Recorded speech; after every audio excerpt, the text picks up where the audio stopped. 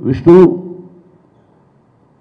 నేను movie artist association ప్రెసిడెంట్గా ఉన్నప్పుడు కూడా నేను ఇలా ఎప్పుడు చేయలేదు, ఇలా ఎప్పుడు మీటింగ్లు పెట్టలేదు, ఇలా ఎప్పుడు డిన్నర్లు ఇవ్వలేదు. Really first time I'm seeing self trumpet అంటారు. చాలామంది సెల్ఫ్ డబ్బాలు కొట్టుకున్నారు అంటారు. అవసరం. భారత భాగవత రామాయణంలో చూసుకుంటే హనుమంతుడు లంకకి వెళ్ళినప్పుడు సీతాదేవి దగ్గర, అమ్మా నేను 100 మంది కోతుల్లో ఒక కోతిని, చిన్న కోతిని అని చాలా సవినీయంగా సీతాదేవికి చెప్పాడు. అక్కడ రావణాసురుడి దగ్గరికి వెళ్ళిన తర్వాత ఇతనికి కుర్చీ అక్కర్లేదంటే నేను ఎంత గొప్పవాడినో చూపిస్తానని చెప్పి లంక దహనం చేసి తిరిగి వచ్చాడు. ఎక్కడ సవినీయంగా ఉండాలి, ఎక్కడ విశ్వరూపం చూపించాలి అన్నది అక్కడే ఉంది. అటువంటిప్పుడు మనం ఏం చేశామన్నది 10 మందికి తెలియజేయడం అన్నది చాలా సద్గుణం. అది సెల్ఫ్ డబ్బా కాదు. చెయ్యనప్పుడు సెల్ఫ్ డబ్బా, చేస్తున్నప్పుడు చేస్తున్నాము అని చెబుతున్నప్పుడు, చేసి చూపించినప్పుడు it is not a self trumpet. I appreciate ఆ షిరిడి సాయినాథుని ఆశీస్సులు మీ అందరికీ తెలుసు. నేను అని కాదు, ఆ భగవంతుడు షిరిడి సాయినాథుని మందిరాన్ని కట్టవలసి వచ్చి ఆయన చెప్పలా. నేను షిరిడీకి వెళ్ళేవాడు చాలా సంవత్సరాలు. ఏమిటో ఆ భగవంతుడు ఎందుకురా ఇంత దూరం, నీకు నేను వచ్చేస్తానని చెప్పాడు. మా విద్యాలయం పక్కన షిరిడి సాయినాథుని మందిరం అత్యద్భుతంగా కట్టాము అని చెప్తున్నాను. ఎవరైనా వచ్చి దర్శించుకోండి, ఆ బాబా ఆశీస్సులు పొందండి. అలాగే చెప్పులు లేని నాకు చెప్పులు వేసుకునే 2 జతల బట్టలుంటే 2 జతలు కాదరా కొన్ని బట్టలు ఇచ్చి నన్ను కాపాడినటువంటి ఆంధ్ర ప్రేక్షకులు ఆశీస్సులు, మా తల్లిదండ్రుల ఆశీస్సులు ఉండబట్టి ఈ రోజున మోహన్ బాబు విశ్వవిద్యాలయం అయింది. It is not a ordinary thing, మీకు తెలుసు. దాన్ని కులపతి అంటారు.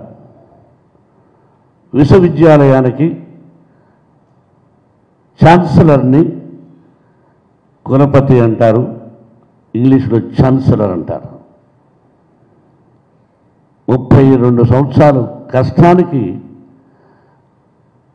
భగవంతుడు ఆశీర్వదించిన విషయం. స్కూలు ప్రారంభం చేసినప్పటి నుంచి కూడా 25% కులమతాలకు అతీతంగా ఫ్రీ ఎడ్యుకేషన్ ఇస్తున్నవాడని సినిమా పరిశ్రమలో కొంతమంది నటీనటులు, టెక్నీషియన్స్, మరణించిన వాళ్ళకి, బ్రతుకున్న వాళ్ళ పిల్లలకు కూడా విశ్వవిద్యాలయంలో ఈ రోజున అవకాశం కల్పించాం. బయటికి వెళ్ళి చాలామంది ఉద్యోగాలు చేస్తున్నారు. ఐపీఎస్లు అయ్యారు, ఐఏఎస్లు అయ్యారు, ఇలా కలెక్టర్స్ అయ్యారు, పోలీస్ డిపార్ట్మెంట్లో ఏసీపీలు అయ్యారు, డీసీపీలు అయ్యారు, ఎస్పీలు అయ్యారు మా విద్యాలయం నుంచి వెళ్ళి. Hats off the children and parents. ఆ తల్లిదండ్రులు ఆ నమ్మకంతో బిడ్డలను అక్కడ చేర్చి ఈ రోజున గొప్పవాళ్ళు అయ్యారు ఆంధ్రదేశం అంతా కూడా చాలా చోట్ల. కాబట్టి ఆ అవకాశాన్ని సద్వినియోగం చేసుకోండి. విష్ణు చెప్పినట్టుగా గుర్తుపెట్టుకోండి ఫ్రెండ్స్, ఒక ఆడది గెలిస్తేనే మనం గెలిచినట్టు. ఆడపిల్ల ఓడిపోతే లోకమే ఓడిపోతుంది, అది మర్చిపోకండి మీరు. ఫెయిల్యూర్స్ అంటారా, వస్తాయి, అది రాకుండా ఎక్కడ పోదు. సక్సెస్ అంటారా, అది వస్తుంది, అది రాకుండా ఎక్కడ పోదు. మీరు చేసే పనిని లవ్ చేస్తే ఈ ఫెయిల్యూర్స్, సక్సెస్ ఇవన్నీ just part experience of your life. ఈ ఎక్స్పీరియన్స్తో పాటు మీరు ఇంకా ఎంతో నేర్చుకుని ఎంతో ముందుకు వెళ్ళగలుగుతారు. జీవితంలో ఎంత పయనిస్తున్నా ప్రతి ఒక్కరికి ఒక ఫేజ్ వస్తుంది, ఏదో ఒక టైం వస్తుంది. వాళ్ళకి జీవితం అంతా కమ్మేసినట్టు, చీకటి అయిపోయినట్టు ఒక టనల్లోకి ఎంటర్ అయిపోతారు.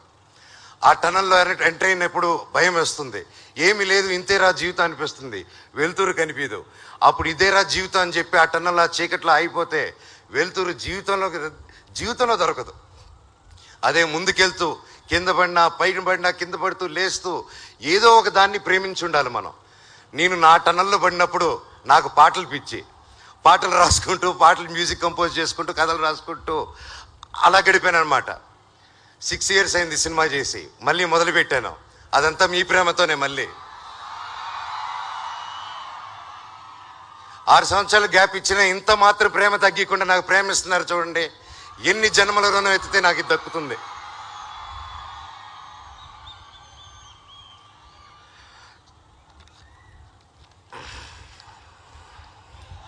ఆ టన్నల్లో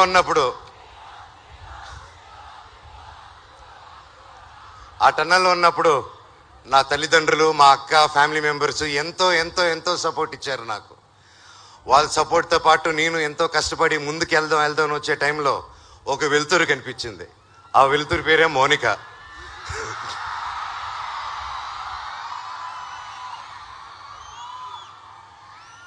అండ్ నాకు ఆ వెలుతురు దొరికిన వెంటనే నేను అనుకున్నాను, నా జీవితంలో ఏది ఎక్కువ ప్రేమించాను, ఏది దూరం పెట్టానని.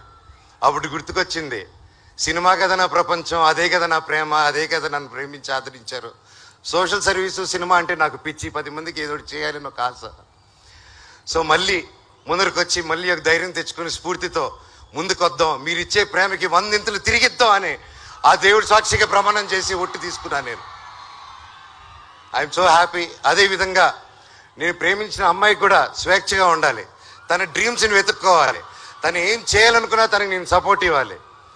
ప్రతి మగాడు గెలుపనకాల ఆడదుండి అంటారు, ఆడదాని గెలుపనకాల కూడా మగాడు ఉండాలని ఈరోజు చెప్తున్నాను నేను.